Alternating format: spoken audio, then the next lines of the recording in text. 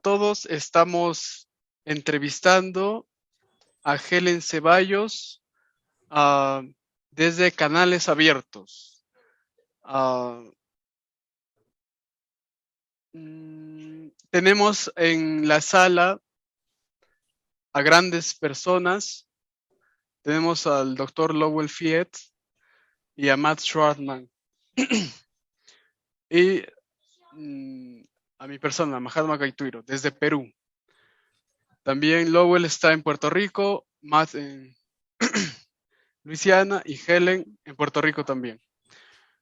A continuación voy a pasar a leer la biografía de Helen, una biografía bien corta, sacada de la página web de Canales Abiertos. Helen es artista transdisciplinaria del performance, videoartista y fotógrafa autodidacta. Nació en el Caribe de los 80s, en República Dominicana. Es una mujer queer, afrodescendiente, obrera del arte y la gestión cultural. Su organización se mueve con ella y actualmente se encuentra en Puerto Rico. Recientemente fue curadora y productora de Mar de Islas, encuentro caribeño de performance en Puerto Rico. Creo que esa biografía la hizo la misma Helen, así que es mucho mejor. Y ahora, para empezar, Helen, las primeras preguntas. Te queremos felicitar por tu evento Mar de Islas, que fue muy reciente, del cual fuiste curadora y productora. Y sería la primera pregunta, ¿cómo te fue en esa intensa semana y en la preparación? Bueno, muchísimas gracias. Les decía que estoy muy agradecida con el espacio que propone Open Channels para las prácticas y las gestiones del Caribe. Así que estoy, en principio, pues muy contenta de estar aquí con ustedes y gracias, Nilo, por esas felicitaciones. Ciertamente, Mar de Islas fue un evento que requirió mucha energía, que se tardó 2 años en poder configurarse y esos procesos a largo plazo siempre terminan siendo muy aleccionadores para quien los gesta. Eh, Tengo para decir que, pues, que procesar, o sea, que atravesar ese encuentro me dejó una noción clara de lo urgente y lo importante que es seguir gestando plataformas para que más arte del Caribe se siga encontrando. Nosotros no quisimos llamarle a Mar de Islas festival eh, ni show, porque realmente no era eso, era más un encuentro, era un espacio donde podíamos encontrar la práctica y el quehacer de 6 artistas del Caribe.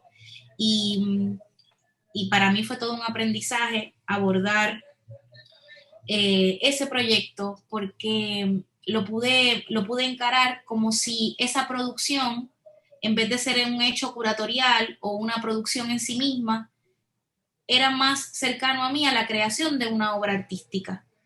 O sea, empecé a mirar la producción como una obra en sí misma, donde hay tanteo, donde hay error, donde hay ensayo, donde hay un producto, donde hay una pieza, una muestra que se le va a extender al público. Y fue fascinante vivirlo desde ahí porque es como si yo también me hubiese presentado de alguna manera una obra con Mar de Islas.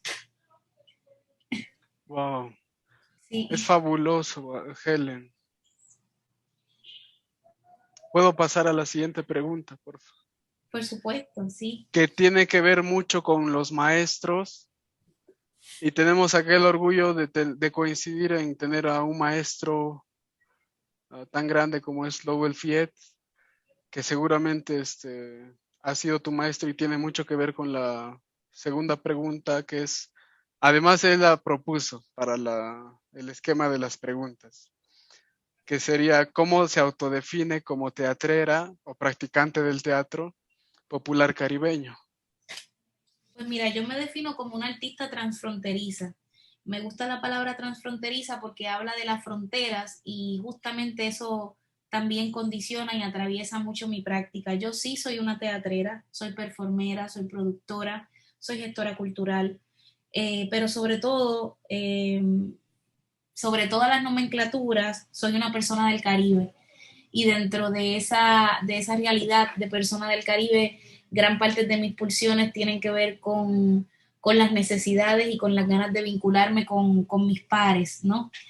Pero sí, me podría nombrar como una teatrera dentro de todas esas nomenclaturas. Excelente. Desde el blog post, cuando hice la investigación para juntar información sobre ti, vi que tienes muchas obras acumuladas y también tienes mucho bagaje. Por favor, cuéntanos tu historial de creatividad dentro del teatro popular. Wow. Bueno, esto empezó, la primera vez que yo empecé a estudiar teatro tenía 11 años y empecé en el Centro de Adiestramiento y Bellas Artes de Aguadilla, un pueblo al oeste aquí en Puerto Rico, y luego me fui moviendo al Centro de Bellas Artes, a la Escuela de Bellas Artes de Bayamón, luego entré a la Universidad de Puerto Rico, ahí hice un bachillerato también en teatro y en literatura, y luego me fui a Buenos Aires y ahí hice una maestría en la Universidad Nacional del Arte en performance y en producción. Sin embargo, todos esos espacios académicos fueron importantísimos y lo voy a llevar siempre conmigo, eh, pero me quedo mucho con lo que empezó a pasar en la calle, con lo que empezó a pasar entre nexos y entre la comunidad artística de gestores independientes. Yo creo que ahí fue que en verdad se empezó a combustionar este deseo de hacer y de generar espacios para que otros puedan seguir haciendo. Y como tú decías ahorita, Nilo, hay personas y fichas muy claves dentro de esa gestión y tengo que decir que cuando yo estaba empezando a mostrar, o sea, a firmar obras, digamos, una de las primeras piezas que hice en la Universidad de Puerto Rico antes de irme a hacer mi maestría se llamó Sitiada y era una pieza que yo pues venía incubando, digamos, todo el bachillerato. Y tuve la dicha de estudiar, de ser estudiante de Lowell Fit, pero también de que él reseñara mi pieza. Wow. Y yo todavía guardo esa reseña con mucho cariño porque es la primera vez que veo a alguien, que escucho y leo a alguien pensando en mi obra. Y eso fue clave porque en principio, pues claro, te da seguridad, te asienta, pero también te hace entender cómo lo que uno produce puede ser leído ante los otros. Y eso fue clave. Así que siempre voy a estar eternamente agradecida a Lowell de que me diera ese espejo hermoso donde mirar mi trabajo desde su mirada. Ah, sí, pues coincidimos. Yo también estudié literatura. Es agradable conocer a gente que ha estudiado literatura. Un saludo por eso. Ah, tiene que ver con la siguiente pregunta, lo que acabas de decir, de tus primeros pases teatrales, de formación teatral. Ah, ¿Qué experiencias teatrales marcaron tu desarrollo artístico?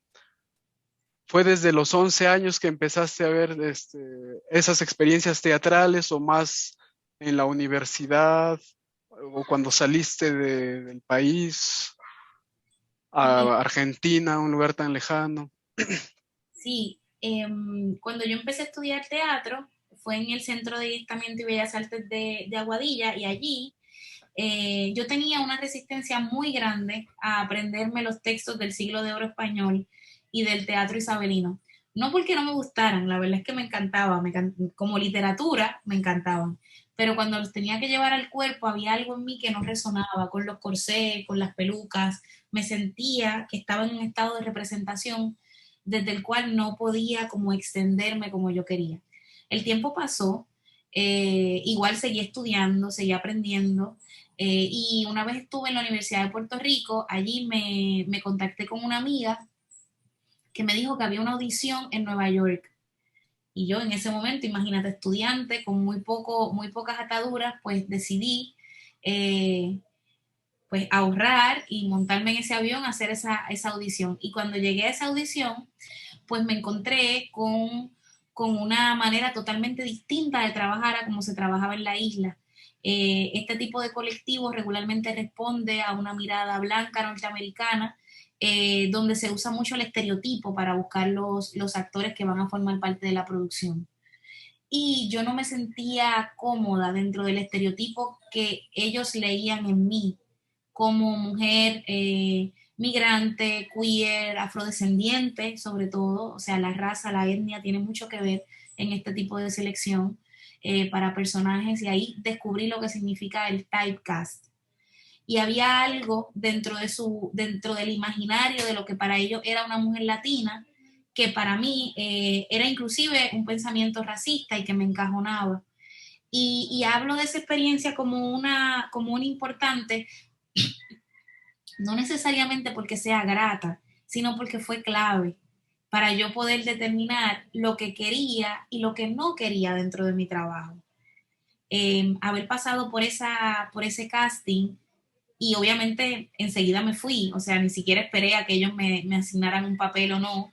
Eh, Volví a Puerto Rico convencida de que eso que me molestaba cuando era más pequeña, que tenía que ver con quizás una adversión a asumir esos textos blancos que me resultaban tan ajenos, realmente tenían una pulsión más honda. Y es que yo tenía una urgencia, y la tengo todavía, de encarnar textos que me sean más cercanos, de que verdaderamente mi cuerpo y mi energía en el escenario sirva para hablar de las historias que puedan contar de dónde yo vengo y dónde vengo, de dónde vienen mis ancestras. Eh, y por eso creo que si tuviese que escoger una experiencia que me marcara dentro de la formación, pues fue audicionar en esa obra americana. Ah, wow, Helen, me parece muy importante lo que nos estás enseñando, mostrando de tu formación, y me trae a mí al recuerdo de las huacas. Es un término acá que se utiliza en Perú, que es una fuerza que una persona puede elegir imitar, por ejemplo, la fuerza del agua o de una hoja cayendo, y me hace contrastar con lo que dijiste de que te ponían dentro de un estereotipo, y cómo antes había esa libertad de escoger el poder de un árbol, y a ti viendo tus obras podría ser el poder del agua, ¿no? Que es tan abundante en el Caribe. Y ahora, para pasar a las preguntas que faltan de esta parte, esta parte se llama Historia del Artista. Eh, ya nos has contado un poco de tu experiencia, de tu formación. ¿Hay alguna obra en específico de teatro o alguna figura teatral importante en tu formación que te inspiraron o inspiran tu quehacer artístico? Sí, bueno, yo me formé haciendo teatro callejero con Marixa Pérez Otero, que es directora del grupo de teatro Jóvenes del 98. Con Marixa estuve varios años haciendo teatro, teatro político, teatro contestatario, muy cercano a las prácticas brechtianas. En la universidad tuve la oportunidad de estudiar con Rosa Luisa Márquez, que me abrió todo un mundo de posibilidades, sobre todo coordinando unos viajes hacia Latinoamérica. De la mano de Rosa Luisa, pues conocí a Augusto Boal y luego lo fui a ver a Brasil, y me entrené con él. Y también conocí al grupo de teatro Yuyashkani en Perú, he estado en tu país. y, y, y, bueno, y también al grupo Malayerba en Ecuador. Hay algo de estas prácticas teatrales y de estos grupos y colectivos que trabajan mucho desde la autogestión y que usan sus propias historias para hilvanar y construir sus puestas en escena. Y eso definitivamente fue un referente muy fuerte dentro de mi práctica.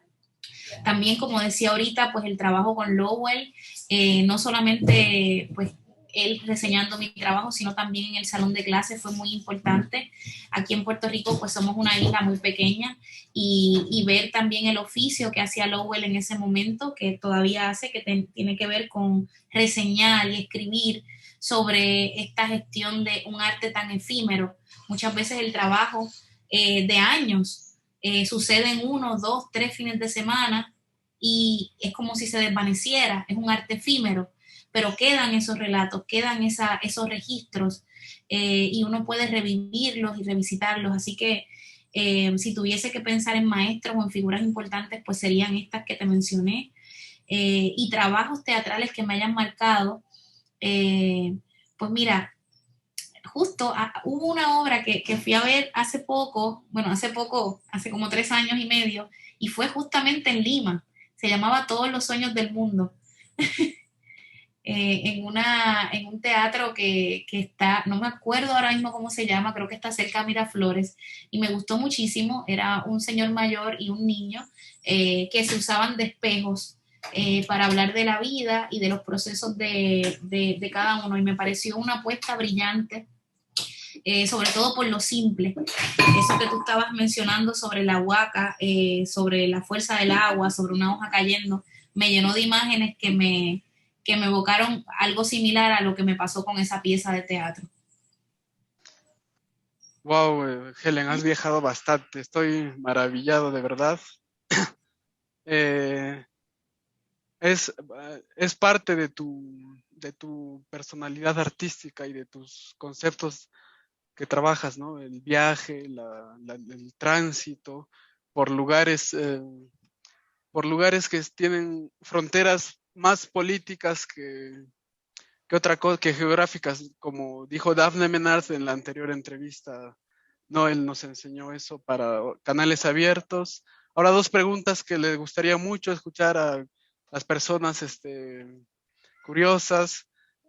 Los boricuas, que tú ya eres boricua, porque creciste ahí aparte, o sea, tienes varias nacionalidades, tienen buen diente los boricuas. ¿Cuál es tu comida favorita? Ay. Ya a mí me encantan los tostones. Ah, mira, Yo creo que qué bueno. en algún lugar le dicen los patacones, creo que es en Colombia. Sí, Sí. en mi país, en República Dominicana, le dicen frito verde. Eh, Ah, bueno, pero a mí me encantan los tostones. También me gustan otras cosas que son un poco más saludables, como el pescado y las ensaladas, pero si tengo que rebuscar en mi corazón profundamente, yo amo los tostones y me los encanta el arroz y la tostones. habichuela. Qué bueno. Ahora la otra pregunta, que es un pequeño detalle, y de ahí quisiera, por favor, que Ujú. Lowell y Matt digan palabras o te hagan preguntas, porque ya los hemos mencionado tanto y debía hacerlo al principio, pero se me fue por las cuestiones Técnica, sí. técnicas. Si irías a un lugar sin retorno y te dejaran llevar un solo libro, ¿cuál llevarías? Wow. Pues mira, yo amo la poesía, me encanta la ficción. Cuando estaba estudiando en la Universidad de Puerto Rico, que empecé a estudiar teatro, pues escuchaba, ¿no? Se me llenaban los oídos con todas estas ideas de que el arte era un oficio que no iba a ser lucrativo, que no iba a ser costo efectivo. Y yo dije, ah, bueno, pues si la voy a, como dicen en buen español, si la voy a cagar, pues la voy a cagar muy bien. Así que voy a estudiar no solo una cosa que no sea lucrativa, sino dos. Voy a estudiar literatura y teatro. Por mi amor a estos mundos infraleves que tienen que ver con lo que se siente. O sea, yo apuesto mucho a qué se siente lo que hago, más allá de qué propósito o qué beneficio yo le puedo sacar a eso. Bueno, habiendo dicho todo esto, pues hay una serie de libros que sí que me conmueven. Una de ellas lo escribe esta escritora haitiana que se llama Edwin Danticat, que me encanta ese libro, se llama Cosecha de Huesos y parece una autobiografía donde ella habla mucho de la situación en Haití. Y es un libro que, bueno, que a mí me evocó muchísimo. Sin embargo, para contestar puntualmente la pregunta, y en este momento donde yo me encuentro hoy, tengo que reconocer que si yo me fuese a un lugar donde no hubiese retorno, en realidad yo creo que yo me llevaría una libreta en blanco, que con el paso de los años, que con el tiempo dedicado al oficio, yo he empezado a valorar muchísimo más la teoría que tengo pintada en la piel y agradeciendo muchísimo lo leído, sin ánimo de sonar pretenciosa. Desde toda la humildad yo me llevaría una libreta en blanco, porque en este momento tengo más ganas de priorizar la experiencia que ya hemos caminado, y me gustaría muchísimo bajar eso a tierra. Entonces yo creo que en ese lugar sin retorno, eso sería mi mejor acompañante. Wow, Helen, vamos a buscar esos libros, lo vamos a añadir al blog post para que sepan antes y ahora. Sí. Por favor, Lowell y Matt, involúcrense en la conversación, que todos conocen a Helen del evento, de los 2 eventos y de todo el trabajo de tantas personas y tantos países que se ha hecho en canales abiertos. Buenas tardes, Helen, que es Lowell hablando aquí. Mira, yo quiero recordarte una cosa que no ha mencionado, pero que tú hiciste hace años en una clase conmigo, que algo que otro u otro estudiante ha hecho nunca, que era un ejercicio supuestamente leer un par de páginas de la obra de Medea, y tú dijiste que no, que tú ibas a montar la obra. Entonces, en el salón de clase, con miembros de la clase, tú ensayaste esa obra dirigiendo Medea para que tú podías entrar en el salón de clase y presentar la obra entera de Medea para esa clase de historia. Yo, pues, nunca he tenido que otra persona hacer eso en una clase de historia de teatro. En general, en otra clase en general. Entonces, que la pena era simplemente que tú habías tomado el segundo semestre del curso ya, y eso era el primer semestre, entonces que tú no podías seguir conmigo otro semestre más, pero que yo pensé de que ese evento hizo ese año, ese semestre de historia, bueno, una cosa enormemente especial. Y ahora te veo. Y te pregunto desde ese momento hasta ahora, que ¿cuál es el impulso? ¿Cuál es la motivación? ¿Cuál es de veras que el motor detrás de esa creatividad que ha existido desde antes de ese momento en la clase de historia hasta ahora? ¿Qué te hace mover que creando siempre? Wow. Es un... Qué buena pregunta y qué compleja también. Yo no sabría cómo definir ese motor. Yo creo que es algo que nos nace a quienes nacemos con el impulso eh, de atravesar estas prácticas sensibles. Hay un autor que se llama Silvio Lan, argentino, que habla sobre las prácticas sensibles y dice que los artistas no hacemos obra, sino que inventamos prácticas. Dice puntualmente, la obra es secundaria a la actividad artística que hacemos. Lo que hacemos es inventar prácticas sensibles. Cualquier práctica fabricada en la actividad artística es una práctica de montación subjetiva y enganche social. Y ahí pues vuelvo a mis palabras. Yo creo que a través del hacer y el de generar esta práctica artística, yo he logrado acomodar en mi plexo solar, en mi pecho, un montón de cosas y quizás hasta violencias que ha vivido y que he vivido yo y que ha vivido mis ancestras. Y de alguna manera hay algo como que se filtra. He encontrado en el arte una fuerza para protestar, para combatir las injusticias que me parece que no deben existir. He encontrado un poder.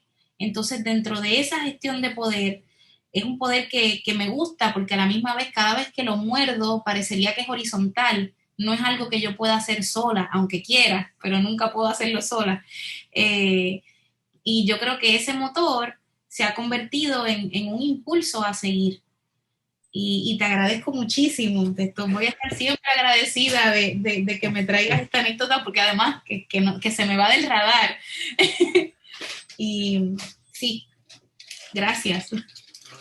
Pues adelante, adelante siempre. Gracias.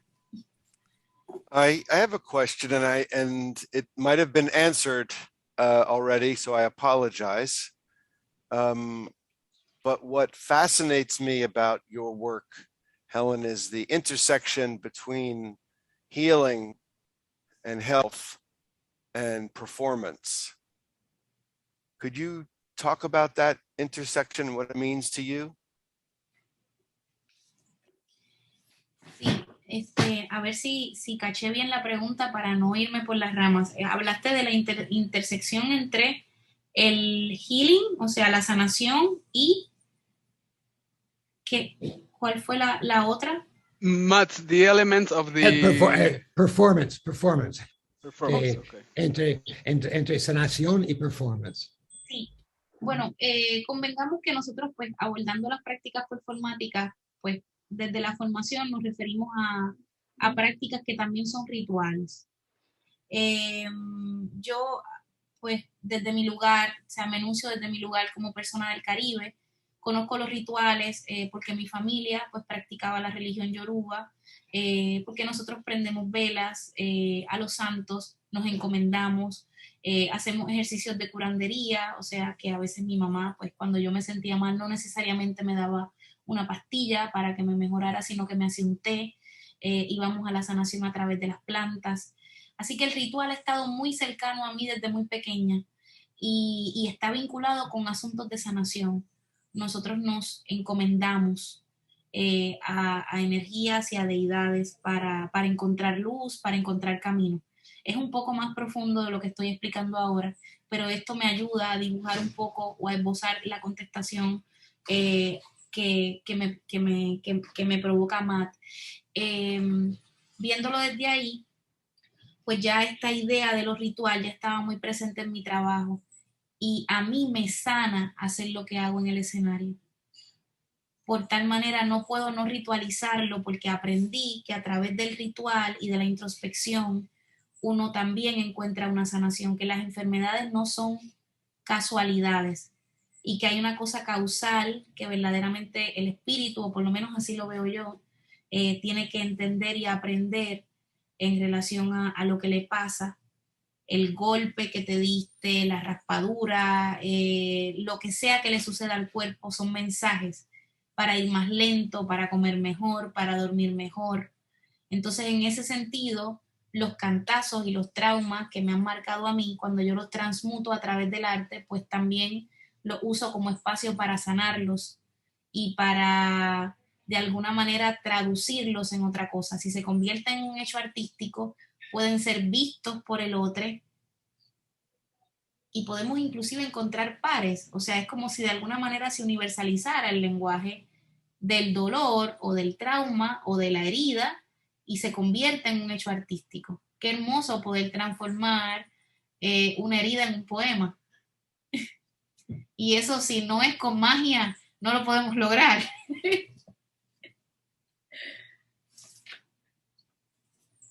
Thank you. Thank you. Beautiful. Gracias a ti. Wow, Helen, sobre la sanación con las plantas, los mensajes del cuerpo a través de los golpes, de lo que pasa, hace falta en el mundo que eso se propague. Ojalá que el mundo sea más sabio como para irse hacia ese lado, para mirar más hacia ese lado. Ahora, por favor, cuando quieran interrumpir, cuando quieran hacer más preguntas, háganlas. Please, when you want to ask a questions or make a comment or anything, please say it. Ahora vamos a ir a la parte 2, que es el Caribe y canales abiertos. Helen, ¿cómo fue la experiencia de liderar la mesa redonda Mujeres, Negritud, Marginalidad y Teatro en el evento del 2021, o sea, de este año? Fue maravilloso. Me voy a tomar una libertad de ir un poquito más para atrás en lo que acabas de decir, porque también es importante traer a tierra que obviamente esto que yo estoy contando, con mucha humildad, no me lo inventé yo. Estos son prácticas ancestrales muy antiguas que incluso, haciendo referencia a ti, Nilo, en Perú, sobre todo comunidades indígenas, desde hace un montón de años usan estas prácticas de sanación a través de la naturaleza para, pues, sí, para sanar, para encontrar sosiego y bienestar. Quería dejar eso claro para que no se vaya a pensar que es algo que estoy patentizando, porque obviamente no es así. Y bueno, y gracias a que existe esa historia también podemos seguir profundizando y estudiando desde ahí. Esa experiencia, yendo a tu pregunta de liderar de alguna manera esa mesa, pues fue una gran responsabilidad y nos llevó trabajo del lindo. Estuvimos pensando en dinámicas, en ejercicios, en maneras de incluir y de asentar, o sea, de promover que las personas que participaran en esa mesa hablaran. Y si yo me llevo una linda experiencia de ese momento, fue porque verdaderamente logramos escuchar a las panelistas que estaban participando. Al final es un evento que parecería ser largo porque dura 2 y 3 horas. Sin embargo, cuando uno está ahí en el ruedo se da cuenta de que los minutos pasan muy rápido y pudimos pasar de una experiencia a la otra y espejarnos y ver cómo portar estos cuerpos feminizados, negros, afrodescendientes, nos ponían en una especie de marginalidad. Y si a eso se le suma que además somos personas creativas, artistas, pues ahí hay otra capa también pues de exclusión. Y hablar de eso entre pares de distintos lugares, porque si algo nos permitió la virtualidad es que no estábamos todas en el mismo lugar, pues fue de alguna manera en principio esperanzador saber que teníamos otras interlocuciones y además que le pudimos dar vuelta a la moneda, no nos quedamos en un lugar donde se victimiza a la mujer o a los cuerpos feminizados y a los cuerpos negros, sino que vimos cómo se empoderaba y cómo desde esas experiencias habían también otras experiencias que hablaban sobre un mecanismo de supervivencia. Y eso para mí fue clave, que en tan poco tiempo pudimos como armar una especie de cartografía donde se le dio espacio a las panelistas para que hablaran. También salieron experiencias que de alguna manera nos servían para mirarnos y para reflejarnos ahí. Y cuentos y anécdotas de cómo salir airosa de situaciones que pueden ser espacios racistas, inclusive con un racismo inconsciente, que para mí son también un poco los más peligrosos, ¿no? Cuando el otro no entiende por qué esa posición en la que nos pone, que no siempre tiene que ver necesariamente con el color de piel, y sabremos de esto, Nilo, o sea, a veces nos pueden discriminar simplemente por ser latinoamericanos o por, o sea, las razones pueden ser miles, ¿no? La xenofobia es un misterio. Pero bueno, si algo tengo para recordar positivo y agradable de esa experiencia fue cómo se pudo dibujar todo ese arco de reflexión en tan poco tiempo. Sí, es verdad. Las mesas fueron excelentes, las mesas redondas, y cada vez están mejorando, no decir mejorando, sino abarcando más problemas específicos y generales. Ahora voy a hacerte unas cuantas preguntas al hilo, pero que tocan el mismo tema, ¿no? Del Caribe y canales abiertos, que es cómo te enteraste de la organización de canales abiertos, de qué manera participaste en los talleres y reuniones del 2020 y del 2021, y una parte que es importante para la producción de canales abiertos y para su continuidad, cómo puede ayudarte en tu proceso creativo ser participante de los talleres y actividades de canales abiertos, cómo podemos facilitar una mejor comunicación e interacción con otros artistas del teatro popular caribeño y cómo podría ser canales abiertos para apoyar el desarrollo de los artistas del teatro popular en el Caribe, especialmente en la zona que tú decidiste habitar, Puerto Rico, ¿no? Aparte de todas las transiciones que haces. Bueno, Nilo, pues voy a agarrar esta pregunta compuesta por partes. Marisa Pérez, la directora de teatro de Jóvenes del 98, hacía un chiste, que en realidad no es muy buen chiste, pero a mí me daba risa, me decía, vamos a hacerlo como Jack el Destripador, por partes. La persona que me trajo a mí a canales abiertos fue Lowell. Lowell me escribió un mensaje hace algunos veranos atrás y me habló de este proyecto. Me contó someramente de qué iba. Yo me imaginé que tenía que ver con algo más profundo porque noté un compromiso muy grande de él con el proyecto y enseguida que empecé a buscar información me di cuenta de que era algo muchísimo más abarcador, pero su síntesis me ayudó a imaginármelo y llegó en un gran momento porque yo justo estaba en un proceso de investigación para una pieza que hice el año pasado que se llamó, no fue el año pasado, fue este año, wow, es que ya parecería que ha pasado tantísimo tiempo, una pieza que hice este año que se llamó Cerezas por Papeles y estaba investigando sobre temas del Caribe, así que esta invitación que en principio llegó como más bien como una tarea o como una, sí, como casi que hasta un trabajo, ¿no? Que había que hacer para canales abiertos, en realidad a mí me estaba funcionando y me estaba sirviendo para mi proceso de investigación. Ciertamente sí he participado en los talleres y en las reuniones desde el 2020 hasta el 2021, en principio como participante, luego fui metapanelista. Hace poco pues se dio la oportunidad de liderar la mesa de Mujeres, Negritud y Marginalidad en el Teatro del Caribe.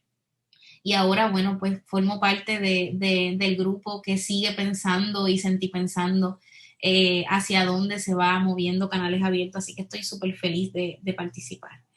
¿Cómo puede el proyecto ayudarme a nivel artístico con mi práctica? Bueno, el tema central de mi práctica tiene que ver con el concepto de cuerpo y frontera.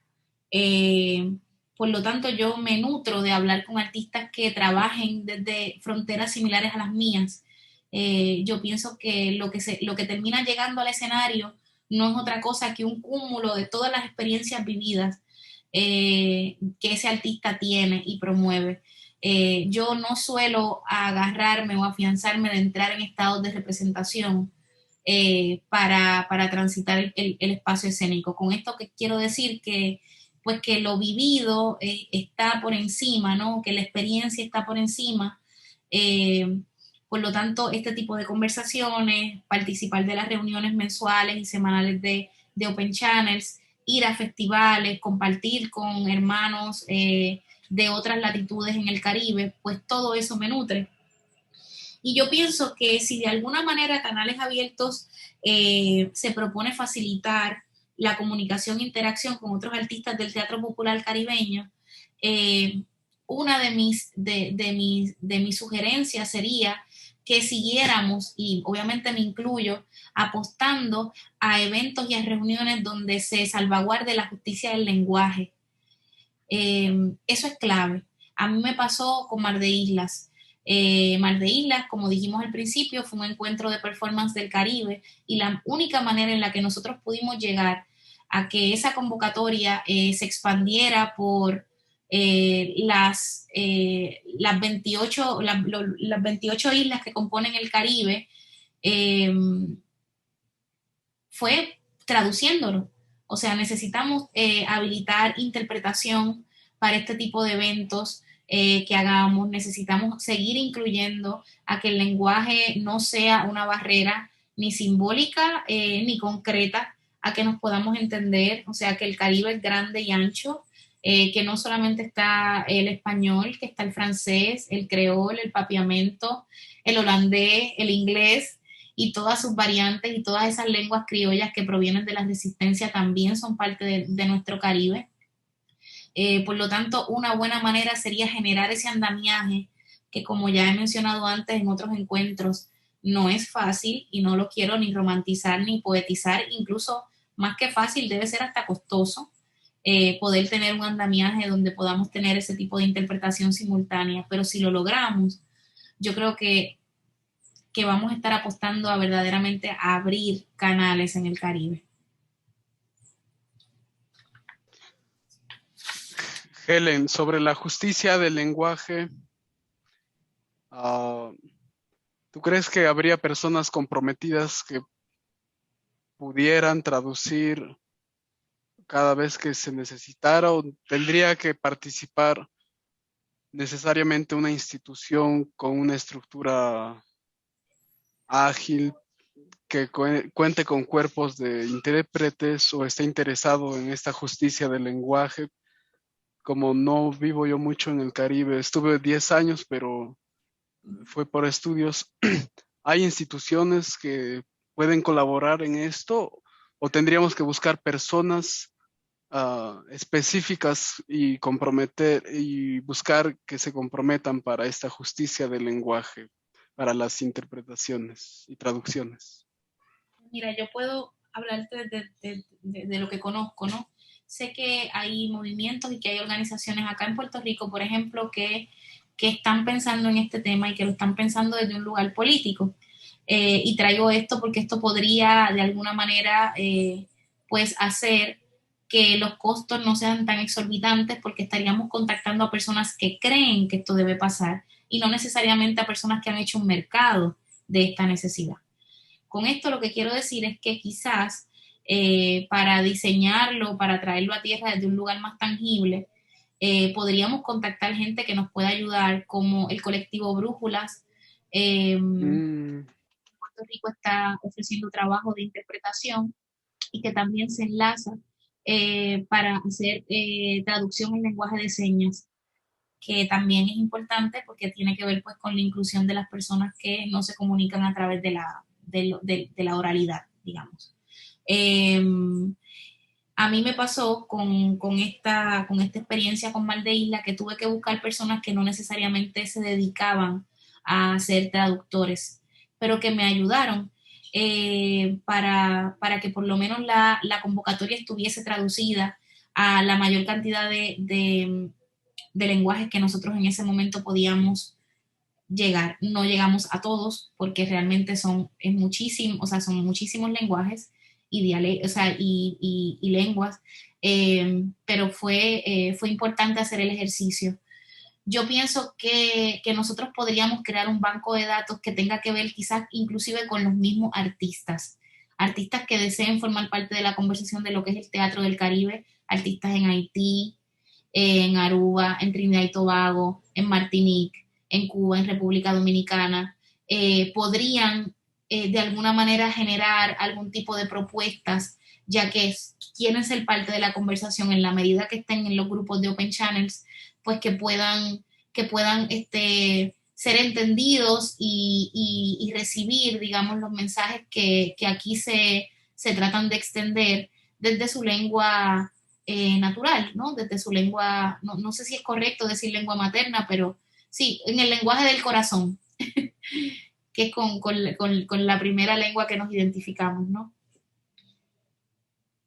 Eso se me ocurre, Nilo, o sea, convocar a los mismos artistas que forman parte. De ese modo quizás no duplicamos esfuerzos en traer intérpretes en lenguas que no son necesarias dentro de la conversación en ese momento, sino que si sabemos que van a estar personas por ejemplo, de Haití, que hablan creol, o el creol haitiano, pues saber que si podemos contar con interpretación para esas personas sería una gran muestra de respeto a esas presencias que están ahí.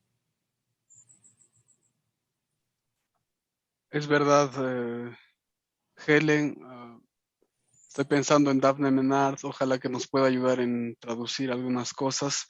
Y para la interpretación en vivo, sí usar tratar de establecer lo que dijiste, la base de datos. Ojalá que sea posible. Y acá también hay un problema del lenguaje, ¿no? Que el quechua, el runasimi, ha sido puesto de lado, pero la mayoría de personas lo hablan, pero no está bien visto por institucionalmente, pero parece que eso está cambiando y eso me alegra mucho. Resulta que pusieron como una mordaza a los que hablaban quechua porque no podían votar si no hablaban español. Eso pasó aproximadamente durante 1840 hasta 1970. O sea, fue como una obligación prácticamente, ¿no? Y es solo una parte de eso. Y bueno, y eso tiene también que ver con el proyecto moderno colonial, o sea, es como, eso es un andamiaje, es una muestra clara de cómo las estructuras de la colonia entran a las nuestras y nos desplazan, o sea, matar la lengua vernácula no es otra cosa que convocar al silencio de los pueblos. Y esto que estás diciendo que pasó, pues también nos está pasando a nosotros en el Caribe. Hace poco hablamos con Henry, Henry Tauleaut, un artista de Martinique, que vino formando parte de Mar de Isla y nos contaba una historia similar, donde el idioma que está bien visto allí es el francés, que es precisamente pues, una de las lenguas de los colonizadores de esta isla. Entonces, lo mismo pasa también con el creol en Haití, el creol haitiano, porque hay distintos tipos, y son todas lenguas son lenguajes de resistencia. Y desde ese lugar, entonces con más razón, nosotros deberíamos intentar pues tener las disponibilidades, ¿no? Para que se puedan comunicar no solamente en los lenguajes principales, sino que también podamos seguir asentando que estos lenguajes originarios pues se promuevan y se empoderen. Y obviamente siempre me gusta traerlo porque no me gusta hablar de fuera de un contexto. Yo sé que esto amerita un trabajo y que esto no necesariamente puede recaer solamente en los hombros o en las responsabilidades de Open Channel. Esto es una provocación que yo también como artista me he visto frente a esta puerta cerrada miles de veces diciendo, wow, es que la unificación del Caribe va a requerir de un andamiaje grande, de un movimiento energético y económico y circunstancial que nos va a llevar sí o sí a descolonizarnos desde muchos lugares. Entonces, por supuesto que es mucho más cómodo traducirlo solamente al inglés, al español y al francés y ya está. Y pensar que con eso, pues, cumplimos, ¿no? Pero esto no se trata de cumplir, se trata de reivindicar un daño que fue hecho hace un montón de años atrás a nuestras culturas y que necesitamos subsanar de a poco. Sí, Helen, ojalá, ojalá que suceda. Pero el arte, por la experiencia de canales abiertos y tantos artistas que dedican sus vidas al teatro no, no comercial y muestran los problemas de la sociedad de tantos lugares, hay una fuerza que cada vez está creciendo más, se está viendo políticamente, ojalá que no nos gane la otra parte. Y ahora la parte 3, que es sobre el entrenamiento del artista caribeña. ¿Qué opinas de un plan de estudios para los artistas de teatro popular del Caribe en Puerto Rico y la diáspora? Sería un sueño. Sería una gran aportación a nuestras gestiones desde el arte, a tantos artistas, amigos conocidos y no conocidos que trabajan en creaciones de arte independiente. Sería maravilloso, además de tener la Universidad de Puerto Rico o tener a otras universidades que también enseñan artes y escuelas prácticas y teóricas, sí, hace falta. Nilo, sí hace falta Open Channels, un plan de estudios para artistas de teatro. Y yo te diría que incluso más allá del teatro, artistas que piensen en las prácticas caribeñas. O sea, es que lo que nosotros hacemos en el Caribe es muy particular. Solamente tener que actuar en este clima ya nos genera otro tipo de cuero. Así que sí, dentro de mis gestiones yo creé hace poco un taller que se llama Taller de Performance en Puerto Rico. Y no es algo muy lejano a esto que planteas. Lo que pasa es que pues no tiene no tiene consistencia porque se maneja a través de propuestas que a veces están y a veces no están. Pero la aspiración de Taller de Performance en Puerto Rico es crear un foro para seguir pensando el arte.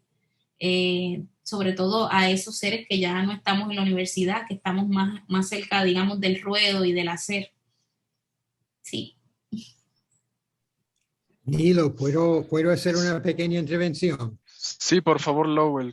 Aunque, pues, que Helen, un gran abrazo, que ha sido un momento increíble que pasamos aquí contigo, que yo tengo que irme a otra actividad y siento mucho que no voy a estar en el resto de la conversación, pero que de veras, como siempre, es un privilegio que estar contigo, ¿ok?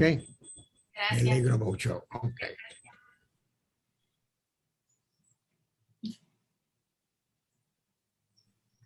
Wow, Lowell se fue. Lowell es muy buena persona, yo lo admiro bastante y espero que nos siga mentorando, ¿no? Sobre qué personas o instituciones, acabas de decir que tú hiciste un colectivo que busca crear un foro. ¿Hay algunas personas en específico o instituciones que podrían colaborarnos en el diseño de este currículum? Bueno, yo siento que ya ustedes están bastante cerca de estas personas. Lowell Fit es una referencia por excelencia de teatro popular. También hay otros artistas que, si bien no están dedicados puntualmente al teatro popular, hacen teatro popular yo diría que sí, o sea, se da por sentado, o sea, porque están haciendo, están hablando sobre temas cotidianos que viven aquí en el Caribe, porque están en las calles, porque están haciendo teatro contestatario. Yo pensaría en Marixa Pérez Otero, aquí en Puerto Rico. Pensaría en incluir las voces y el expertise de artistas que trabajan en el movimiento, como Petra Bravo, Awilda Sterling, Noemí Segarra. Pensaría en personas que trabajan con objetos como Deborah Hunt, Pedro Adorno, el colectivo Y No Había Luz, el colectivo Papel Machete, Columpio Colectivo, que es otra organización de teatro que hacen materiales reciclables. Pensaría en Teresa Hernández, que es una artista también interdisciplinaria del teatro y el performance.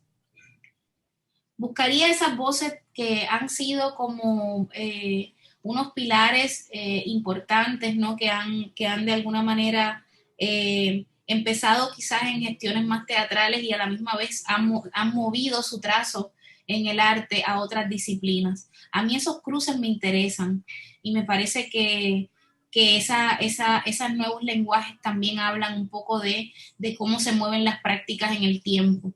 Y si tuviésemos que hacer un plan de estudios para artistas de teatro popular, yo no dejaría fuera estas voces, porque el teatro a mí ya me resuena a una sombrilla que abarca que un cuerpo pueda estar en el escenario y se pueda mover, pueda bailar, pueda crear, pueda manipular objetos.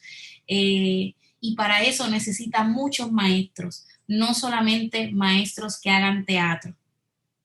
Necesita otras formaciones, gente que no solo piense en el arte de la representación o la obra o el texto, necesitamos bailarines, personas que construyan, escenógrafos, sonidistas, o sea, el teatrero necesita todos los saberes. Y dentro de esa ecología de saberes, pues deberían haber muchos y muchas que formen parte de eso. Se me quedaron nombres. Seguro cuando vuelva a ver esta entrevista voy a decir, ay, se me olvidó tal persona. Pero así, abuelo de pájaro, pensaría en esas personas y también en la inclusión de otros colectivos emergentes que también necesitan espacios para el tallereo. Eso es indispensable. Hablar de maestros y también hablar de los estudiantes, ¿no? Y de cómo los estudiantes se convierten en maestros, pues no hay de otra. Hay que dejarlos enseñar para que se conviertan en maestros. Muchas gracias, Helen. He tomado nota de los nombres. Espero que cuando se concrete más este proyecto del currículum se incluya todo lo diverso que es el Caribe y lo grande que es, ¿no? ¿Crees que hay una apertura como tienes tanta experiencia en proyectos culturales y artísticos, hay una apertura del gobierno y de la población para la implementación de un plan de estudios de este tipo? ¿Y cuáles serían los obstáculos? Bueno, yo creo muchísimo en la autogestión como una fuerza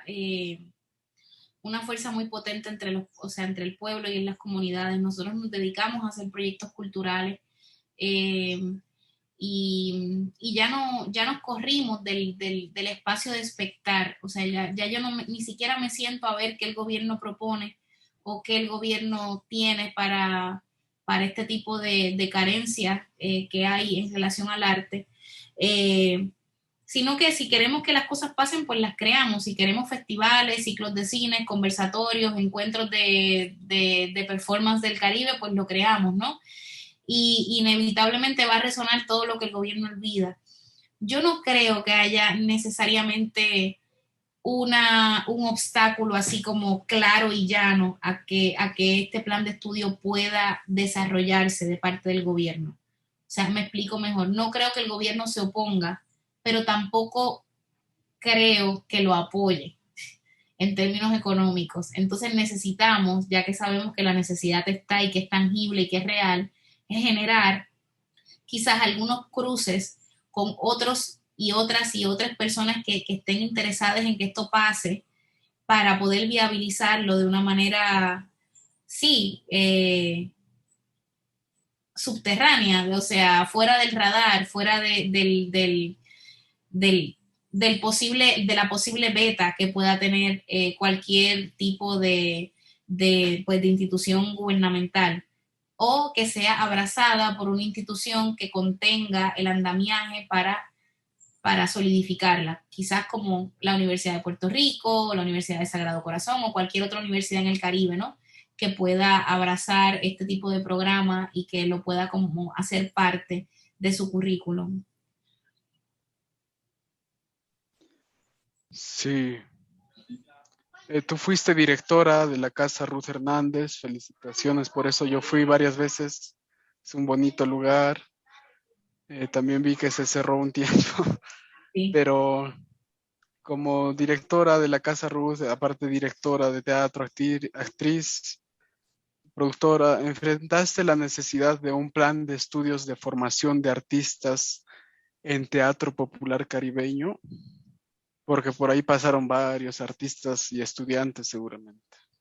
Así es, Nilo. O sea, la Casa Ruth fue un gran lugar de formación. Yo iba a trabajar, pero en realidad iba a aprender.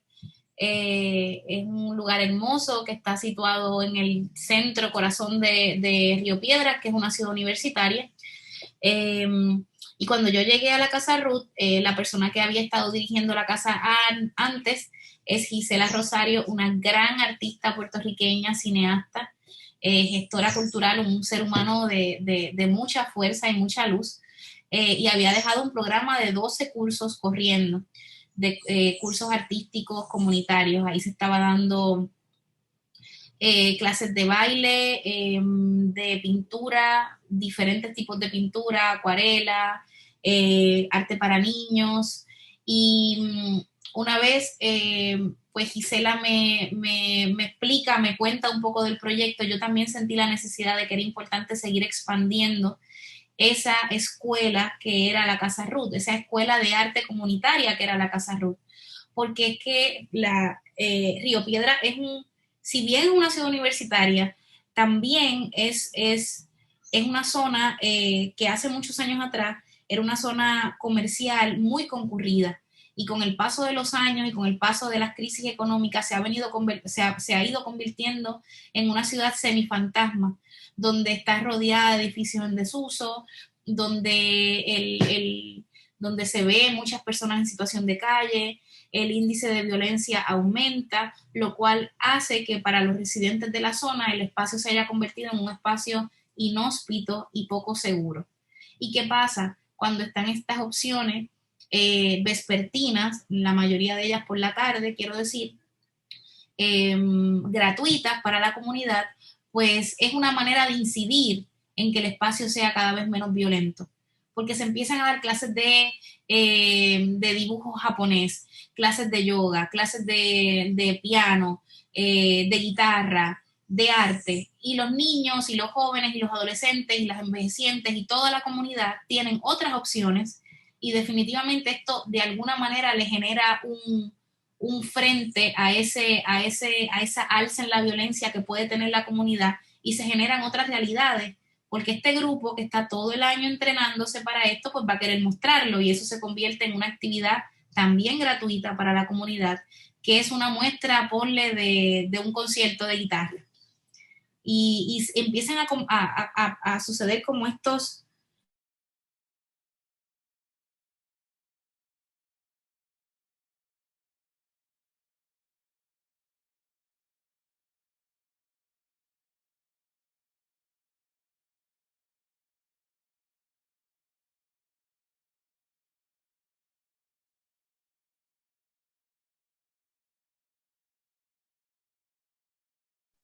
Uh-oh.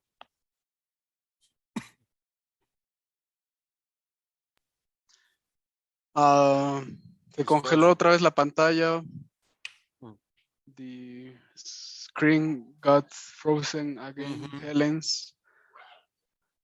Ella va a volver pronto. She will come back soon. Yeah. I'm trying to type what she's saying to have a organized There's so much, huh? notes. Yes, it will be easier if the keyboard will be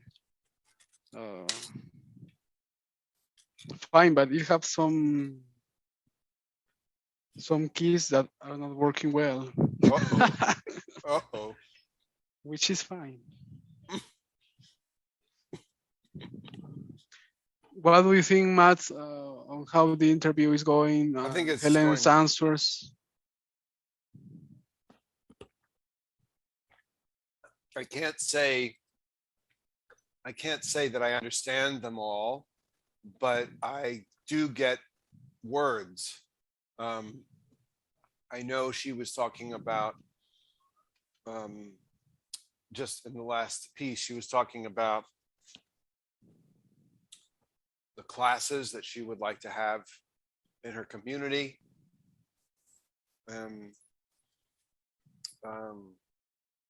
I don't know. I was able to get a sense of it. Here she comes. Oh, nice.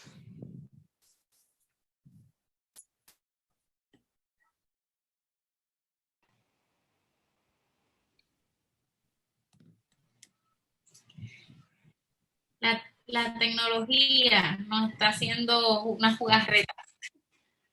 Sí. Sí. Si desean, puedo terminar de contestar esa pregunta. Sí, por favor, Helen.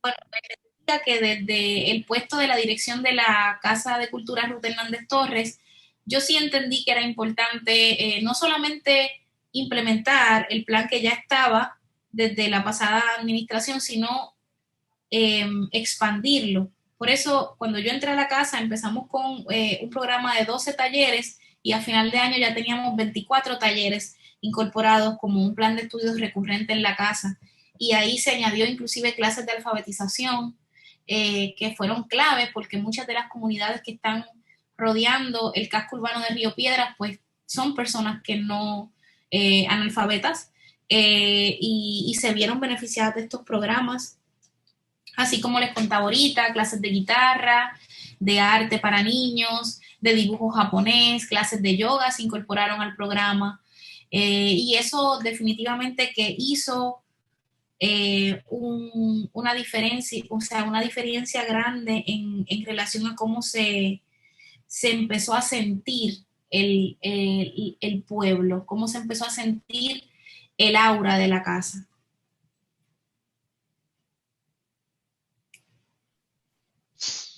Yo vivía en la residencia de estudiantes de la UPR, que está bien cerquita ahí de Río Piedras, y sí ayuda mucho la Casa Ruth Hernández, porque en un momento parece todo oscuridad, oscuridad, hasta que llegas a esa esquina, y de ahí cerquita están los helados, Giorgetti creo que se llaman, y más arriba paseas por los árboles, que la plaza es bien bonita, y está la iglesia que es bien antigua.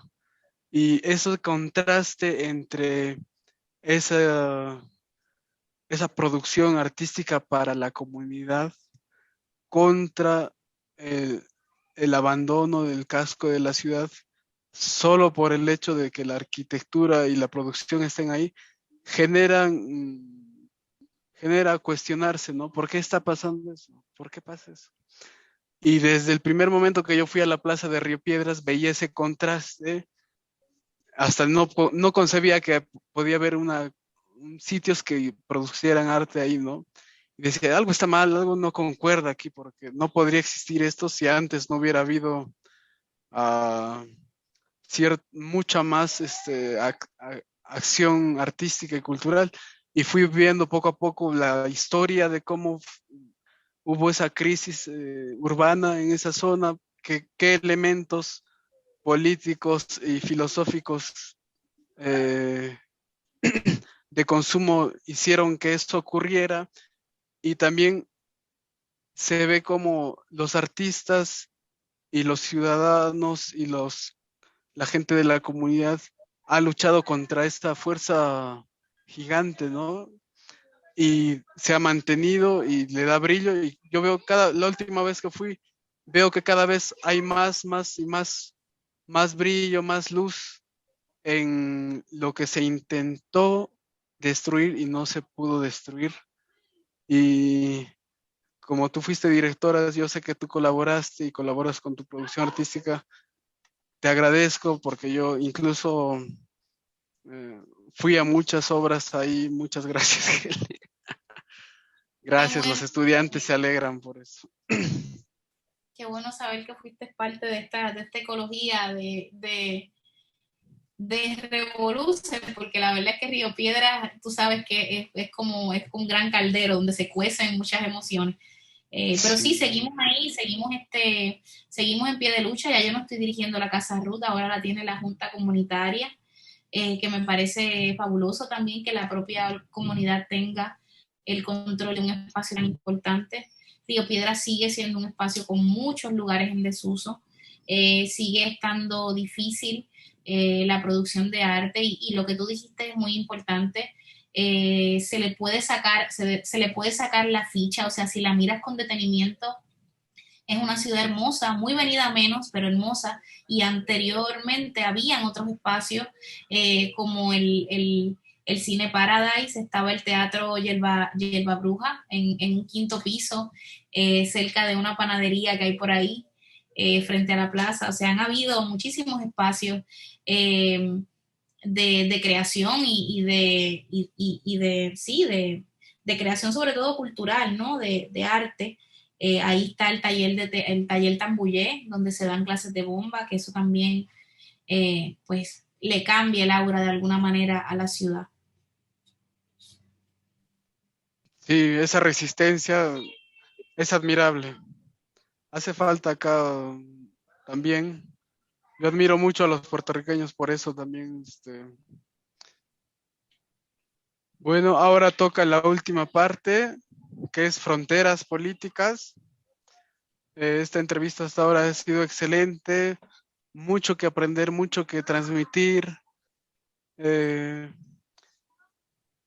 Se coinciden muchas cosas. La primera pregunta de esta parte es, mm, porque el Caribe es un sitio muy movido, con la naturaleza y es muy fuerte. Tienen un dios muy fuerte que es el huracán que los visita cada cierto tiempo. ¿Cómo afectan los desastres naturales, sanitarios y políticos, por ejemplo el COVID, al desarrollo de los artistas populares? Mira, Nilo, yo creo que en principio tendríamos que en ese momento, para abordar esa pregunta, encarnarnos, ¿no? Más allá de ser artistas o de ser plomeros o de ser cualquiera que fuese el oficio, somos humanos y así que un desastre natural nos afecta a todos de manera diametral, o sea, nos agarra y nos sacude toda la columna vertebral, de modo que en principio pues estos desastres naturales nos encarnan a nuestra condición humana y tener que vivir sin agua, sin luz, con la casa destrozada o sin ella, pues nos representa otras prioridades. En ese momento quizás una de las principales tristezas que se te vienen o se nos pueden venir a la mente es, wow, ¿cuándo volverá esa llamada normalidad? O si existirá esa llamada normalidad donde uno nuevamente pueda volver a priorizar el espacio de creación o el espacio de gestión artística como la prioridad. ¿Cómo se puede hablar de hacer una obra de teatro en medio de una oscuridad o de una penumbra tan grande como la que nosotros vivimos en María, donde el país estuvo meses y meses sin servicio de energía eléctrica? Y es que en esos contextos ni los empiezan como a desdibujar cuáles son las prioridades. Pero el tiempo pasa, las noches a oscuras continúan, la falta de luz, la falta de agua, la falta de casa continúa. Y esos espíritus que vinieron a este mundo a crear y a transmutar con el arte, pues nos empezamos a activar de alguna manera. Y yo recuerdo que hubo un colectivo que creó una pieza que se llamó María, que fue el colectivo Jóvenes del 98, y que se movió con varios integrantes por toda la isla, llevando la pieza por distintos lugares. Y fue una pieza creada, ¿no?, en una situación bastante crítica. O sea, inclusive desde la misma austeridad se pueden generar espacios creativos, aunque sea para salvar al mismo artista de esa realidad de la cual en apariencia pues no existe una salida. Los desastres naturales también tienen otras aristas, que es que podrían convertirse, no para todo el Caribe, por supuesto. Yo creo que aquí en Puerto Rico estamos en un lugar de bastante privilegio, en ayudas, ¿no? Se pueden traducir en becas, en apoyos que vengan de afuera. Y digo que es un privilegio porque conozco y sé de primera mano que, por ejemplo, algunos artistas en República Dominicana, Cuba u otros lugares del Caribe no cuentan con esto. Pero aquí en Puerto Rico, pues hay algunos desastres naturales que se pueden convertir en apoyos o que traducen a que lleguen entonces otras becas y otras maneras de subventar y de subvencionar nuestras prácticas. Así que, ¿qué te puedo decir?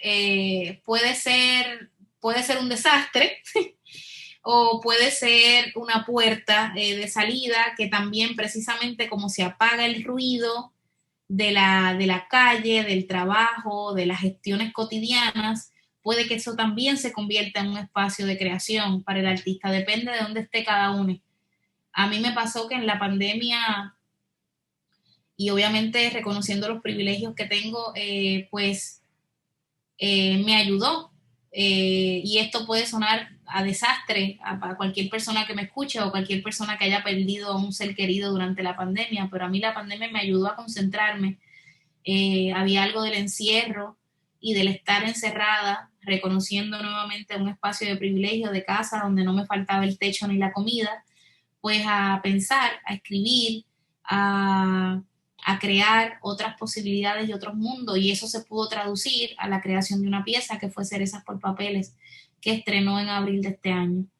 Y también me conectó con lo importante que es el silencio, lo importante que es llegar a ese espacio de no ruido para poder activar y para que combustione lo que verdaderamente el artista quiere decir.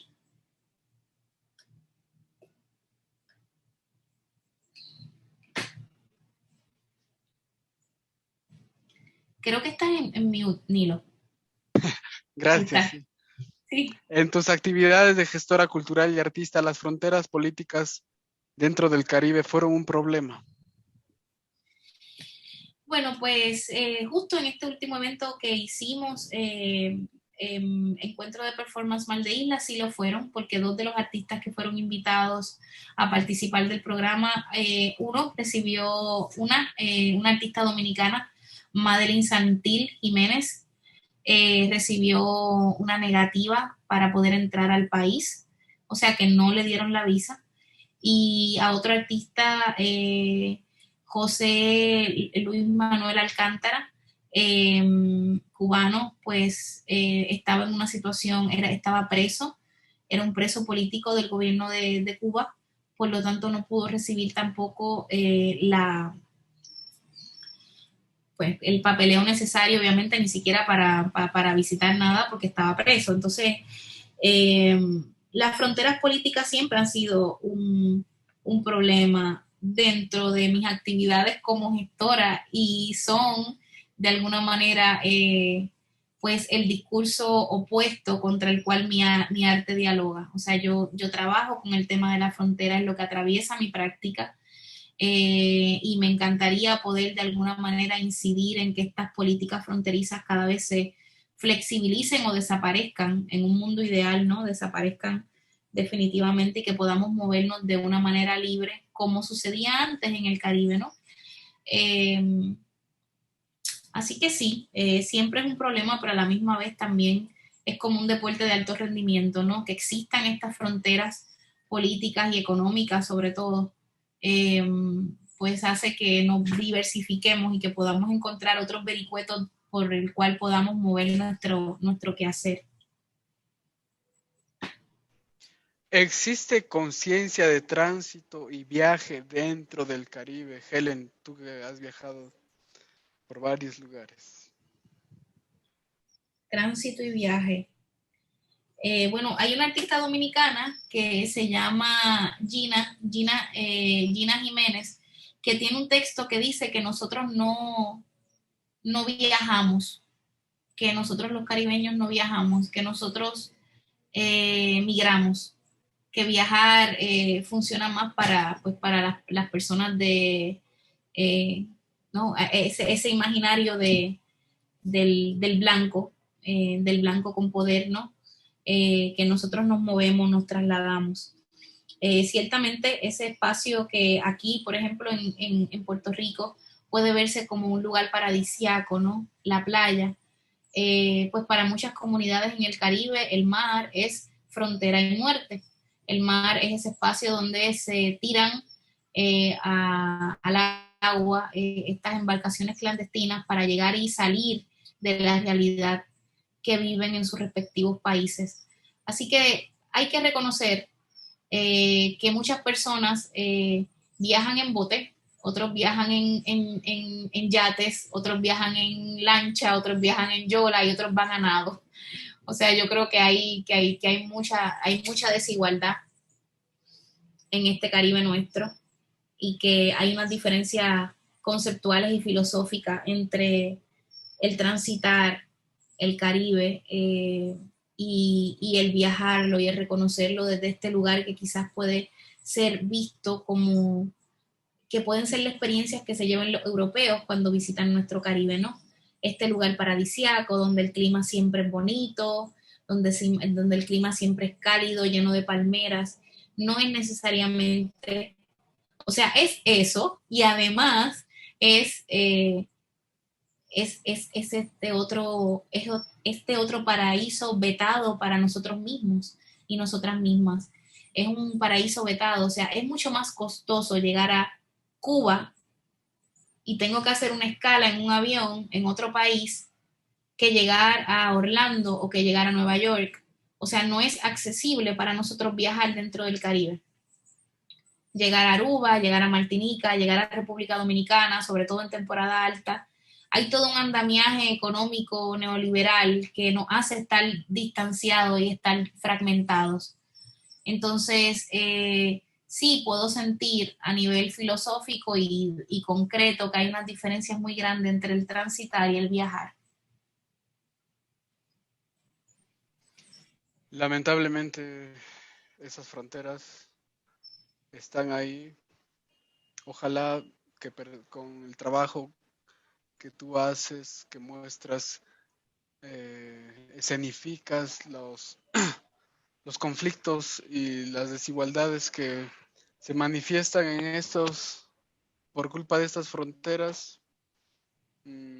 Yo sé, tengo la esperanza de que en algún momento van a desaparecer esas fronteras. De verdad, Ojalá. pero va a tomar mucho tiempo, ¿no? Mucho tiempo. Bueno, quizá, no sé,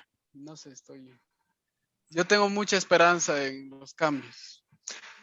Helen, y la última pregunta es, tiene que ver con la diversidad del Caribe, la diversidad cultural, la diversidad ideológica, también la diversidad institucional, ¿no? Tantos países que hay ahí con diferentes estilos de gobierno. ¿Cómo pueden converger tantas manifestaciones culturales y artísticas diversas del teatro popular caribeño con la integración cultural y artística caribeña? Wow. Bueno, retomando tu comentario al final, yo también tengo muchísima esperanza en que algo termine de pasar en el Caribe, donde esas fronteras se hagan cada vez más traspasables, por decirlo de algún modo. Y empezando inclusive con nuestra propia mirada hacia el yo, o sea, cómo los caribeños se ven a sí mismos y a sí mismas, cómo podemos mirarnos desde un lugar donde se pueda reconocer esa similitud antes de que salte la ficha de lo que nos hace diferente. Yo me puedo parar frente a una mujer haitiana, artista, y mencionarte 25 cosas que nos hacen diferentes, pero me gustaría hacer el ejercicio opuesto. Me gustaría pararme frente a ella y ver dónde están nuestras similitudes como mujeres también racializadas, dónde están las diferencias de nuestras prácticas artísticas y qué tan difícil se le hace a ella mover su trabajo y qué tan difícil se me puede estar haciendo a mí, y empezar a buscar de alguna manera puntos en común donde nos podamos potenciar. Y eso requiere mucha empatía y una escucha activa muy brava. Y precisamente por ser personas colonizadas, por estar todos tan colonizadas, ese ejercicio de empatía puede ser complejo, puede tomar tiempo. Y estamos hablando también de artistas que no estamos debajo o fuera de la sombrilla de la precariedad. Y pasa algo que cuando uno está dentro de esa sombrilla, pues también es muy difícil poder ser empático con la realidad del otro. No porque seamos malas personas, sino porque a veces tenemos que estar pensando en cómo sobrevivir y cómo buscar lo mínimo razonable para llegar a fin de mes. Entonces, bajo todas estas condiciones, yo creo que no nos va a quedar más remedio que entender que cada manifestación cultural y cada propuesta artística que se dé dentro del Caribe debe ser apoyada y combinada con un ejercicio de empatía y de enlace, como si fuese una especie de cruce, ¿no? O por lo menos esta es la ecuación que yo me quiero imaginar, porque para serte honesta, Nilo, yo no sabría cómo responder esta pregunta, pero me la hago y mis proyectos se la hacen también. Plataforma Eje es la organización sin fines de lucro que yo estoy dirigiendo ahora, y lo que hace Plataforma Eje es crear nexos y propuestas artísticas en Puerto Rico y en el Caribe. Así que yo duermo y me levanto con esa pregunta encendida en la frente de cómo estas prácticas que se hacen de manera aislada pueden empezar a resonar tanto en República Dominicana como en Cuba, como en Haití, en Martinica, en Trinidad y Tobago. O sea, ¿cómo podemos empezar a generar una conversación que verdaderamente fluya entre un hablante y un interlocutor y un hablante, un receptor? ¿Cómo podemos todos pasarnos el rol del escucha y el que habla? ¿Cómo podemos trabajar quizás de una manera organizada o estratégica para que nuestros proyectos verdaderamente puedan visitar diferentes lugares del Caribe y ver cuál es la complejidad de hacer quizás un festival en una versus hacerlos en otra, reconociendo los privilegios y los no privilegios de estar en los territorios en los que estamos. Puerto Rico sí es una isla Estado Libre Asociado, pero para entrar acá se necesita visa de Estados Unidos y eso hace que no sea tan costo efectivo realizar eventos aquí porque no todo el mundo en el Caribe puede entrar. Está dolarizada versus República Dominicana que no, Cuba, que tienen otros sistemas políticos y así sucesivamente. Y menciono esas porque, claro, quizás pueden ser como las conocidas, las Antillas Mayores, pero sabemos que existen otros territorios que también tienen otras realidades. Entonces, creo que esa convergencia en principio requiere mucha empatía y un trabajo de escucha que podría llegar a tomar mucho tiempo, pero que ya está pasando. O sea, no somos nosotros los primeros que nos estamos inventando esto. Existen festivales como el Festival de Santiago, el Festival de Teatro en República Dominicana, Kilómetro Cero, otros festivales y encuentros que se han dado en Puerto Rico desde hace muchísimos años,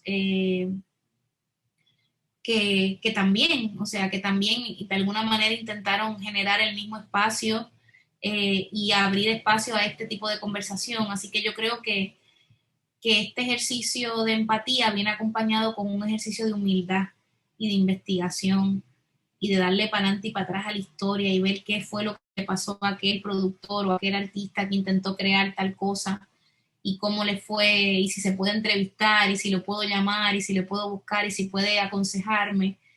O sea, sí. Y así con todo, ¿no?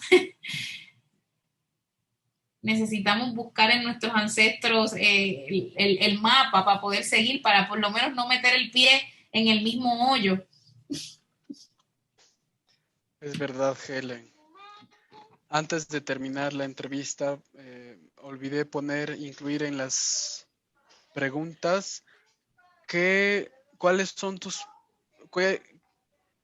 qué proyectos están en tus planes futuros, proyectos artísticos, qué estás pensando creativamente para este año, ¿no? Que ya va a empezar el 2022, un año que probablemente va a traer, espero, muchas alegrías después de el encierro, ¿no? El gran encierro.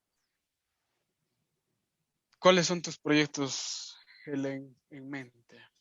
Pues mira, uno de mis proyectos que guardo con mucho cariño es el de Plataforma Eje, que es la plataforma desde donde estoy moviendo, digamos, todo mi trabajo como artista y como gestora. Y como te comentaba ahorita, pues el propósito de Plataforma Eje es generar nexos en el Caribe. Así que Plataforma Eje está apoyando algunas cosas que van a suceder en Puerto Rico en este año y otras que van a suceder en República Dominicana. Una de ellas va a ser el coloquio del otro lado, que va a suceder ahora en marzo, principios de marzo, y Plataforma Eje va a estar colaborando con el coloquio. El coloquio es un espacio de, como dice su nombre, de conversación dentro de las comunidades LGBT en la isla y viene mucha gente de la diáspora y se dan mesas redondas y es un espacio de tertulia muy importante y de arte en este país y además ocurre en el oeste. Es un evento que se realiza totalmente fuera del área metropolitana y eso también tiene un peso político importante porque descentralizamos. El coloquio forma parte de una de las agendas también. Fui invitada a participar en un festival de performance en Martinique. Gracias a Mar de Islas, nos invitaron en mayo a participar en ese festival de performance y estoy muy contenta porque eso me pone a crear.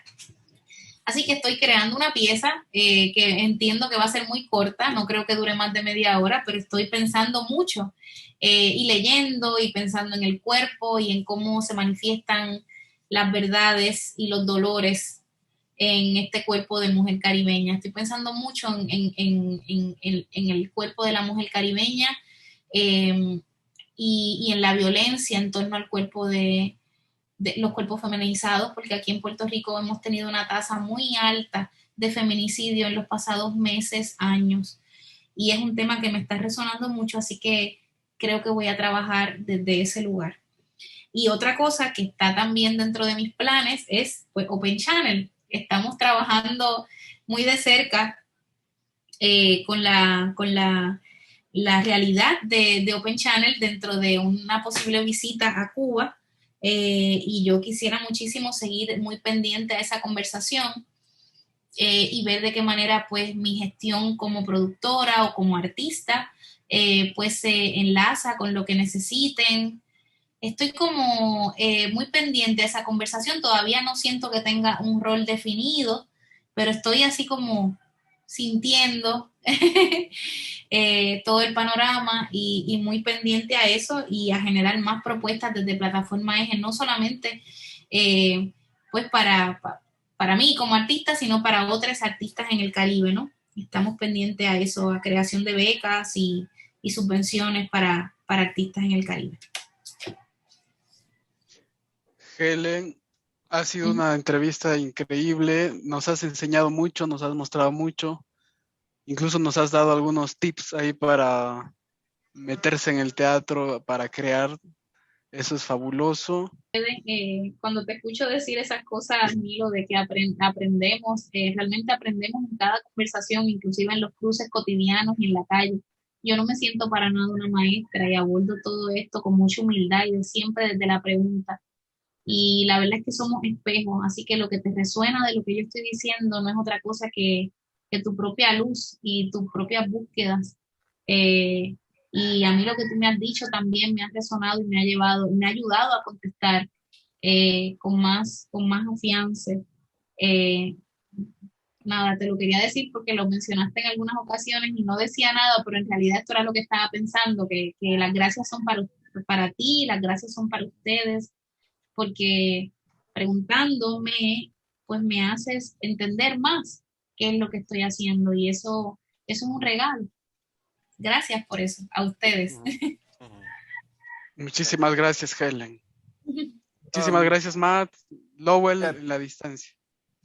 Before we leave,